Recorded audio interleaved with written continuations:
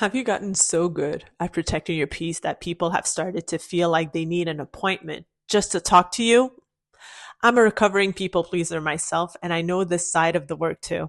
I went all in on boundaries once, and it cost me more than I expected.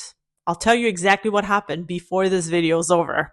So, in this video, I'm going to show you exactly how a healthy boundary quietly turns into a wall, give you one simple question that tells you the difference in the moment, and walk you through how to stay protected without losing the people who actually deserve to be close to you. But first, I want to show you the moment this usually happens.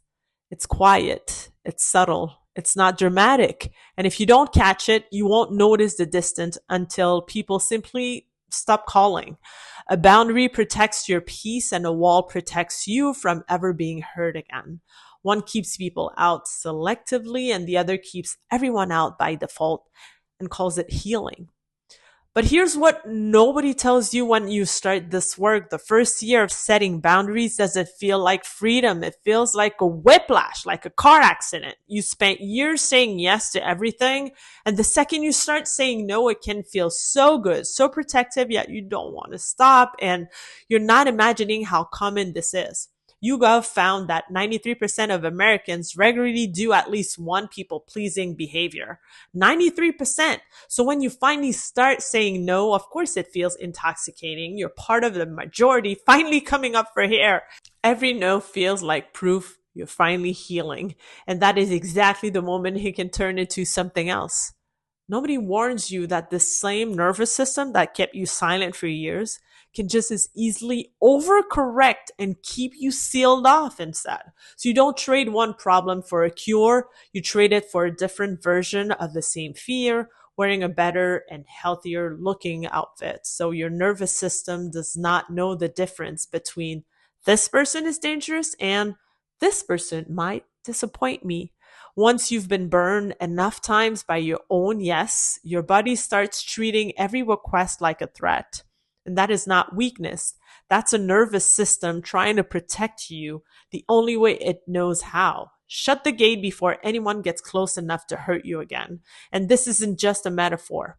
A meta-analysis pulling data from 46 separate brain imaging studies found that social rejection consistently activates the same brain region as physical pain. Your brain is not exaggerating when it treats disappointing someone like a threat.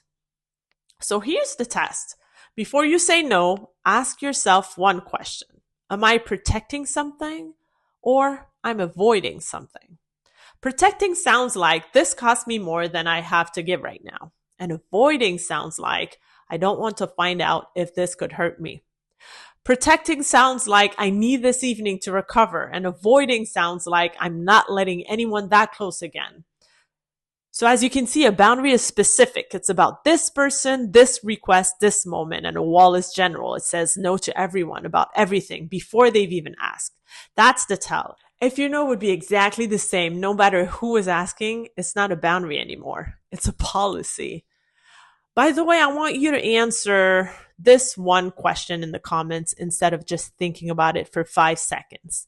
Think about the last no you gave. Was it protecting something or was it avoiding something?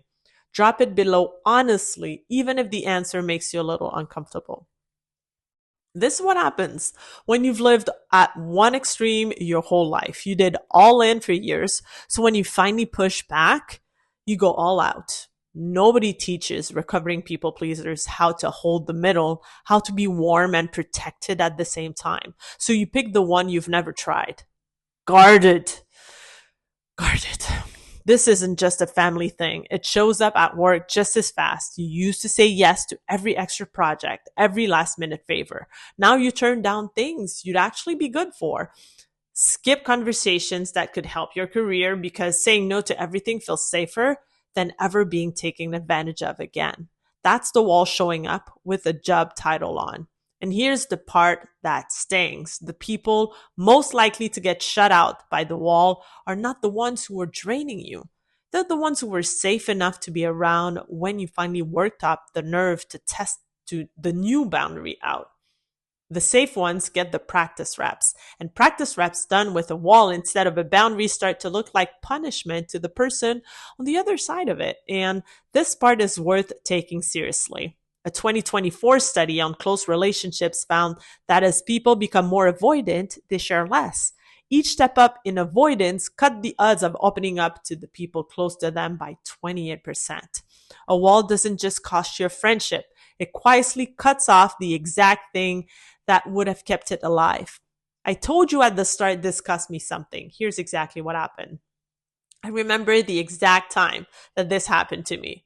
I decided I was finally going to be intentional about my boundaries because I felt like too many people had taken advantage of my time, my generosity, my sense of service, my knowledge, my talents.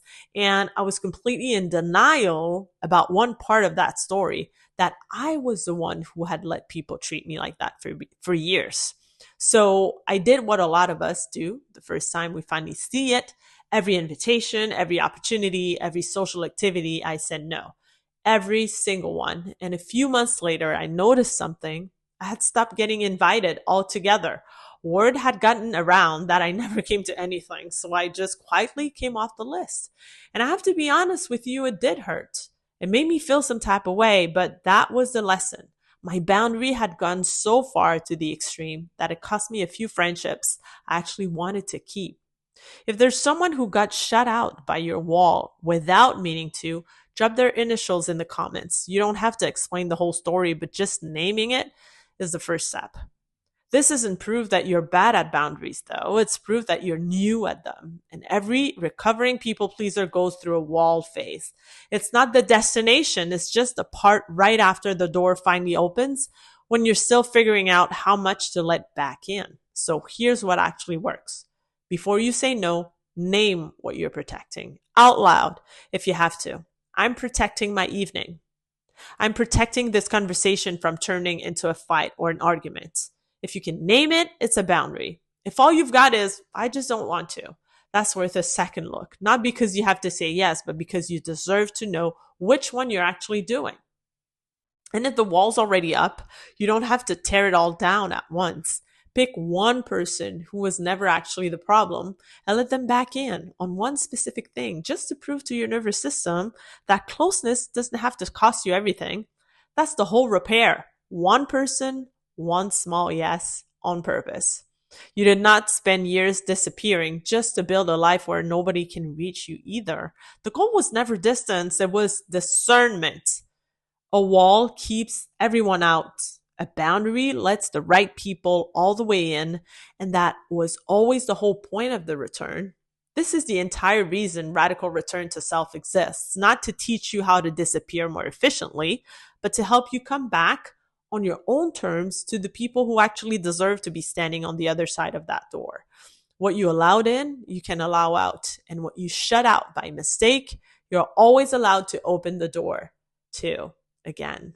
So if today's video named something you didn't have the words for yet, go watch You Did Boundaries Right, but still feel guilty next. It's exactly what happens right before this.